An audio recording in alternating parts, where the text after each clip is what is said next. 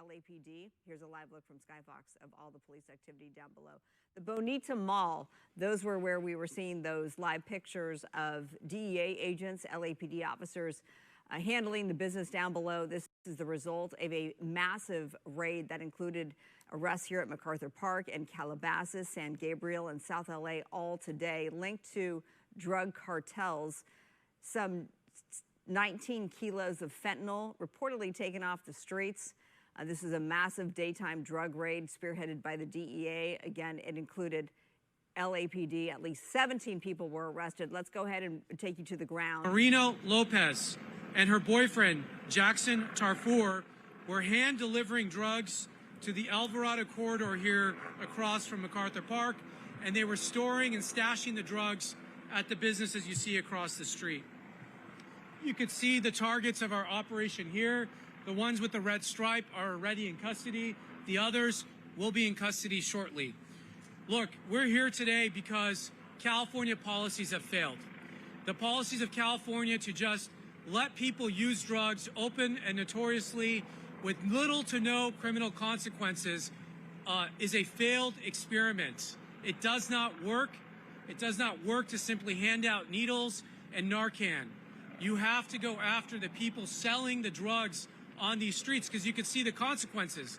MacArthur Park should be for families, should be for residents of Los Angeles, not for drug dealers and gangsters. So we're here to liberate it, and we're working hand in hand with LAPD. LAPD is a proud partner of this operation. We're proud to work with them. They want to liberate this too for their residents. And the federal government's coming in today to give them the tools to clean up these neighborhoods, because they're not looking at a few hours in custody anymore. The people we're arresting are looking at 10 years to life in federal prison, depending on the amount of drugs they were trafficking. And last thing I'll say before I invite the DEA to say a few words, this is not a one and done operation. We are here and we are not leaving. We have 300 law enforcement personnel on this operation, and they're not going anywhere. And we've got bigger guns than the gangsters, so we're not going anywhere. So with that, I'm going to turn it over to Tony Chrysanthus with the DEA Los Angeles office. Good afternoon. My name is Anthony Chrysanthus, Chrysanthis, and I am the special agent in charge for the Los Angeles Field Division of the Drug Enforcement Administration. I want to thank all our partners to Los Angeles, a U.S. major Attorney's Office, the federal Central District drug of California. A special thank you to LAPD Chief McDonald for his partnership and his department's vital support to today's operation. On behalf of DEA Los Angeles, I want to thank all our federal partners who are providing key assistance on this ongoing efforts here today. Thank you to Dr. Oz for joining us today. Thank you for DEA leadership for coming out here today. Chief of Operations Matthew Allian and DEA Associate Chief of Operations Brian Clark. Thank you, members of the media, for coming out to help us share a message today. And that message is that the Drug Enforcement Administration is in lockstep with our partners, bound and ever committed to restoring safety and the well-being to MacArthur Park, its residents, business operators, and neighbors. MacArthur Park has been the backdrop to open-air drug markets, violent crimes, and theft, which has prompted local businesses to close or be threatened to close. Further, this area faces high rates of fatal overdoses, crime, and tent encampments, which in some cases have exploited the concealed illicit activity. For today's operation, dubbed Free MacArthur Park, DEA assigned over 200 personnel to include our special response teams from various cities in our region. The Los Angeles Police Department assisted with 100 officers, approximately 100 officers.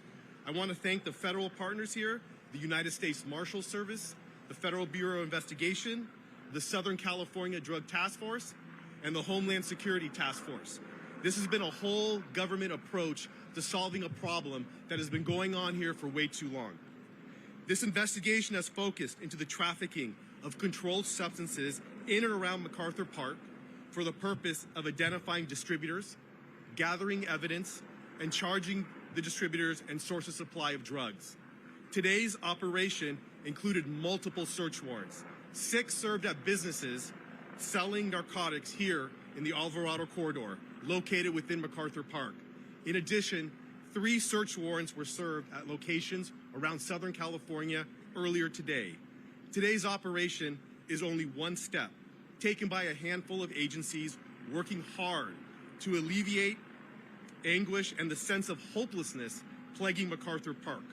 While this is a drug enforcement operation, make no mistake, it's an effort to return safety, wellness, and hope to the community that lives here. For far too long, this neighborhood has been saturated in despair due to chronic drug use. Fentanyl and methamphetamine are rampant. The sense of gloom is compounded by criminal activity tied to drug trafficking, gang activity, and other forms of violence. That has become a public safety crisis. Drug peddlers have been exploiting the vulnerable, lining their pockets with no regards to the harm that they are causing those struggling with drug misuse, nor to the overlapping harm they impose to this community. Businesses are impacted negatively because of what happens here. MacArthur Park has become a breeding ground for drug crimes. We're not just referring to street-level drug peddlers. The gang networks also run rampant here, and the exploitation deepens. During the course of this investigation, investigators have targeted the Sinaloa cartel as the suppliers for fentanyl and methamphetamine into the MacArthur Park area. And I just want to pause for a second because I want to highlight that this is a criminal organization, operating in our country, and we are not going to stand for it anymore today. So they have been put on notice. MacArthur Park belongs to the people of Los Angeles again. Earlier today, we took 19 kilos of fentanyl out of a house associated to supplying narcotics here to MacArthur Park. That is enough poison to kill 190,000 Americans that reside here. Profit of over $10 million when sold. This is not a small organization. This is a major operation that's been going on here for too long, and it ends today. I want to thank all the men and women of DEA, all our partners for the countless hours and hard work poured in this operation. This operation is being done to return MacArthur Park back to the community. Thank you, and I'd like to turn it over to LAPD Chief Jim McDonald. Well, thank you very much, and good afternoon, and thank you all for joining us here today. As you heard from U.S. Attorney Asali and DEA Special Agent in Charge Anthony Crisantis, today's operation was a success by any measure. But today's mission is more than just a reminder of the strong partnership between the U.S. Attorney, DEA, and the LAPD. It's an affirmation that we will use all available resources that we have to keep our city safe. This past March, I stood before you with U.S. Attorney Asali as we detailed the partnership that dismantled the leadership of the 18th Street criminal street gang controlling drug trafficking in and around this park. At that time, I promised our community members and warned the criminals that the LAPD would not stand idle if they dared to reorganize and continue their deadly trade. As today's operation illustrated, apparently some people didn't get that message. It's just a matter of weeks the DEA investigators observed a resurgence of the drug trade in and around MacArthur Park. By joining forces with LAPD's Gang and Narcotics Division and Rampart Division personnel, together we quickly developed a new strategy to identify street-level dealers and the complex suppliers providing them the narcotics. Through our collaborative work, investigators successfully identified 3 individuals responsible for multi-kilogram quantities of fentanyl and multi-pound quantities of methamphetamine for distribution in MacArthur Park. I want you to understand the urgency of our efforts, what's driving us. Fentanyl is 50 times stronger than heroin and 100 times more powerful than morphine. As you heard earlier from the special agent in charge, that's a fatal dose for about 190,000 people. It is something that has been going on here, as he mentioned, too long. And the complexity of this, it's not street drug dealers doing this on their own. They're supported by and answering to criminal street gangs in the area, prison gangs, and cartels. And they're doing this right here in our backyard. We've had enough of this, and as you see today, and as you heard earlier, this is going to continue. And as long as we need to be here doing this, you're going to see this kind of activity here. I'm going to do everything in my power as your chief to keep those drugs and every other illicit narcotic we can off the streets of Los Angeles. Additionally, during the course of the investigation, investigators identified 22 more individuals involved in narcotics trafficking activities in and around MacArthur Park and the region. Investigators also identified 3 residences and 6 commercial locations involved in drug trafficking operation, as well as identified those persons responsible for the distribution of those narcotics here in MacArthur Park. The goal of this operation was to eliminate from the park dangerous and deadly drug activity and return this beautiful park to where it belongs and to who it belongs, the people and families of Los Angeles. Thank you, and as always, to all of you, our media partners, for showing up today. Without you, the hard work of our men and women would go unnoticed. And finally, to those who want to continue selling drugs in this area of the city, who prey upon our community members, exploit their addictions, and endanger our young people, I want to make you this promise. The men and women of the Los Angeles Police Department will continue to stand watch over this great city. We will be relentless.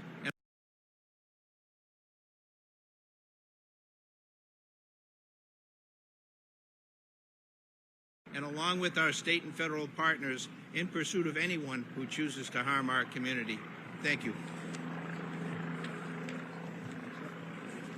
All right, I want to introduce a special guest we have here, Dr. Oz, who is the head of CMS and who's been instrumental in our fight against fraud and who needs no introduction. Dr. Oz, thank you. Bill, before you leave, I want to thank Bill Saley, the U.S. Attorney in Los Angeles. You have set a standard for the country. I appreciate the seriousness with which you have taken on this task. It is massive. I appreciate you. Thank you, Doctor. Appreciate it. Chief McConnell, I appreciate your coming and bringing 100 LAPD strong here. Tony, for bringing 200 DEA agents. I left Washington this morning before dawn to come to Los Angeles. I'm not from Los Angeles. I came here because we've got a real problem in Los Angeles.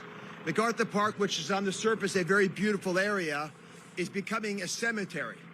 This city block behind us is owned by a foreign cartel, effectively, because they're doing business here without regard for U.S. legal interdictions. And when you start looking at this problem, you begin to realize why the president created a White House task force focused on fraud, waste, and abuse. You begin to realize why he put the vice president in charge of this situation, and you begin to realize why it's an all-of-government approach, which is what we're witnessing today. Now, let me speak very plainly as a doctor to the issues that we're facing. I use morphine as a doctor. I'm a heart surgeon. Morphine is actually a drug we use sometimes to put people to sleep in heart surgery because it's actually more gentle for the heart. And it's fast. It knocks you out like that. In fact, fentanyl is used in the operating room sometimes because before you know it, you can't breathe anymore. But thankfully, we're there to put a breathing tube down. The thought of 190,000 doses of lethal fentanyl chills me. It should scare you as well. That is a devastating dose. Forget about the $10 million street value. The thought of losing that many Americans to the Sinaloa cartel and others who just don't care about us should want you to declare war on this problem, which is exactly what happened today with these brave officers at the federal level, at the city level, state level, at the local level. It makes a difference, and it sends a shot across the bow. Now, I work for Secretary Kennedy, and Secretary Kennedy is very open about the fact that when his father was murdered in this city in 1968, he fell into a deep despair, and it took him into the spiraling downward lack of control world of being a drug addict. And he lived there for 14 years. He's a stronger man today because he weathered that. But he's not the only one of the administration who's looked at drugs straight in the face and faced the damaging consequences. Obviously, the vice president has told that story to others as well, not affecting themselves, people in their family that they love and care for. This morning, before we got here, there was a silence in the Jeep that we drove over, the Bearcat, because we learned that we were delayed for a few minutes because somebody had died here in a back alley. After we arrived, after many of you in the media arrived, there was an overdose just down the street within eyesight. that was thankfully reversed. But I was in Kensington recently and witnessed someone go down, and when they were given a life-saving dose of fentanyl, they were angry that they had been brought back to life. This, my friends, was a rescue mission. As a doctor, I can say that with great confidence. We saved lives out here today. We've also sent a very clear message to Sacramento that you cannot play with this anymore because you're playing with fire, and you're not doing so well. And so the kinds of things that I believe we can address by going into the visible addiction that was faced on this street and the worsening conditions for policies that just have not worked. Reduction of harm is a failed approach in MacArthur Park. Maybe somewhere else it may work, but here it doesn't. Interdiction, however, does work. And when we're serious about it, and enforcement like this is a starting point, prevention is required, and we are here, and I'll speak for the federal government here. Medicaid will embrace these people. We care about these people. The beautiful program that you all pay tax dollars into will save these addicts. But you can't have pushers across the street who are sitting upshot in bodegas where they're allowed to distribute these drugs, and not far away, the big distributors and the Sinaloa cartel across the border are able to destroy the recovery pathway that otherwise would exist. This is a cost to the system as well. Medicaid is the single largest payer for substance use disorders. We are here. We will put that money in. But the cost to society of allowing these addictive behaviors to continue is $100 billion a year of lost productivity. I'm going to say that again so it sinks in. $100 billion a year of lost productivity. We believe the breakdown is evident. We know what we think will work. You saw evidence of it today. And my hope is that we will take care of people, as Hubert Humphrey declared. Those living at the dawn of life, those are our children. We cover most of those children now through Medicaid and CHIP. Those living at the twilight of life, our seniors, Medicare does that. But today was about those living in the shadows. And that haunting metaphor should affect you. It affects me because I know we can do better for those folks. Now, we have built a nationwide effort to try to address some of the fraud we're seeing. This is a good example. When you don't take care of people that we should be caring for, and we're a great nation, we'll do that naturally. That's revealing of fraudulent activities. But I want to ask Kim Brandt to come. She runs the Program Integrity Unit at CMS. She's Chief Operating Officer, and we have been looking very careful at the entire soup to nuts endeavor in California, in particular in Los Angeles, ranging from hospices to personal care services. And I'd like her to give you a short, succinct update of where we are. Kim. Great. Thank you, Dr. Oz. One of the biggest things that we've done most recently is something that's been across all 50 states. Red, blue, purple, all the states. We asked all the governors to take a look at their Medicaid providers, those who are providing Medicaid services, and determine if there are high-risk providers and suppliers in their state, and to do something called revalidation, meaning they need to make sure they're legitimate. The reason that we are doing this is because in Minnesota, as you may have heard, there's a little bit of a fraud problem. And there alone, they have 5,500 Medicaid providers across the 13 high-risk areas that they have self-identified. 10% of the providers in those areas have already been disenrolled, and it's likely that this number will continue to increase. If we took that against all 50 states, that means that there could be as many as 50,000 plus illegitimate providers operating in this country.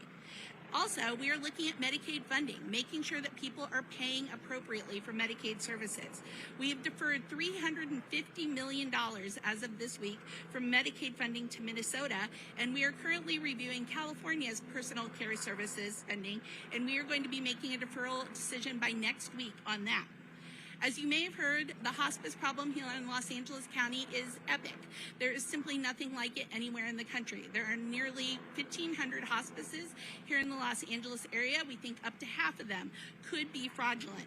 Thus far, we have suspended, meaning that we have stopped payments to several hundred providers in here in the LA area, and they totaled over $600 million in Medicaid spending, which is something in Medicare and Medicaid spending, I should say, just in 2025. If we can stop that, that's more money back to the trust fund, and that's more money to provide care for the people who really need it. We want to really talk about the fact that we so appreciate the partnership with the DEA, the Department of Justice, the HHS Office of Inspector General, and the FBI, and of course the Vice President's Task Force, who has helped us to really take these aggressive actions. So this administration stands very strong with law enforcement, and we remain committed to winning this fight against fraud and restoring communities and protecting American lives. Thank you. Thank you very much. We'll do a few questions now. Whose helicopter is that? Tell them to back up a little bit. No, it's one of their helicopters. Are there any questions we could take? Yes.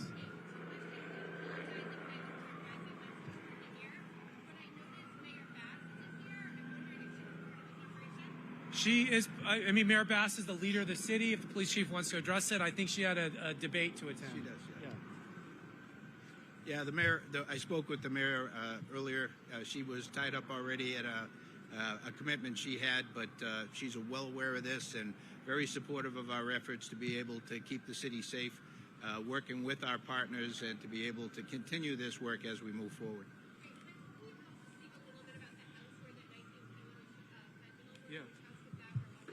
Yeah, we can get you more details, but it was one of the suppliers we identified as part of this operation. Look, this was a 2 months long operation. We did a lot of surveillance, and so we traced the drugs back to who was supplying it here in MacArthur Park. One of the suppliers was this individual, and we searched that residence this morning, and we recovered 19 kilograms of fentanyl from their home. And we also searched 2 other residences. I think we found drugs there too, right? Yeah, I don't have the total. Well, I don't have the totals, but there was a lot of drugs recovered this morning. We'll get you those details. I don't have the address on me. Any other questions, media? Yes, sir. Yeah, well, the streets will open back up, and we'll see who shows up. But we're not leaving. We're going to keep our eyes on here. And if the drug selling comes back, we'll be back, and we'll come back as many times as we need to. This is not a one and done. This is a continuous, long operation. We are going to make sure that the days of open-air drug use and dealing in MacArthur Park are over. So if you want to spend 10 years in federal prison, come sell drugs here. If not, go away. Yes. Yeah. Well, first, I apologize to the business owners because this is long overdue. It is hard enough to do business in the state of California. It's even harder to do it when you've got open-air drug use right in front of your business. I mean, God bless, you got a deli down the street, and he's refused to shut down. He's not shutting down, and I was here with the undercover teams a few weeks ago, and there was a line out the door. So those are American businesses. They don't want to give up on this city. We're not giving up on this city. I know the president doesn't want to give up on this city, and we will work with anyone that is willing to work with us, whether it's Mayor Bass or LAPD. We welcome their partnership. And it's not about us. It's not about any politician. It's about giving this park back to the people of this city so they can enjoy it freely with their family. And we need to, Chief, we need to paint over these 18th Street logos. They don't own this anymore. So, yes, ma'am.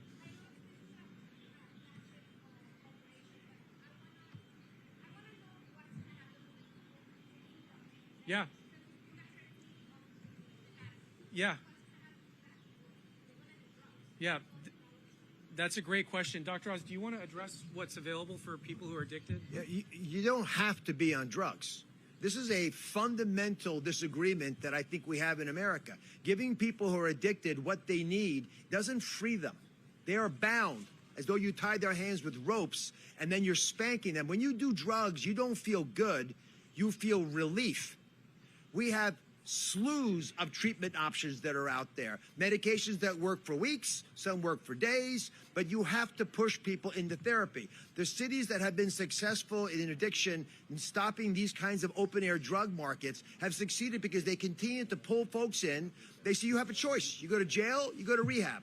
They say rehab. They stay for 3 days, they leave. That's the norm. They fail. Most people will fail a half a dozen times. That's true for cigarettes. It's true for narcotics. When you fail, you go back on the street, you make a mistake, you go back into this program. After 6 times, it's not worth it anymore. So you either stop doing drugs or you leave town.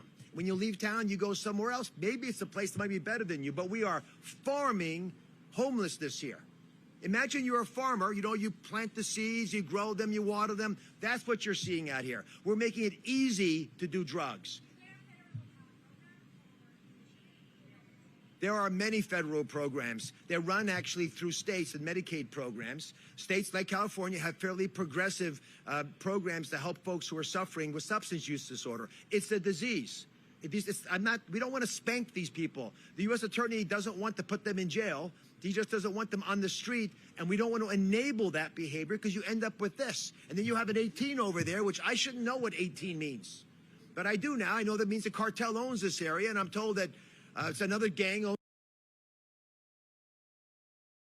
Los Angeles continues to be one of the country's hubs for human trafficking, and it's leading to blatant prostitution, even in some residential neighborhoods. Homeowners in the Larchmont and Koreatown areas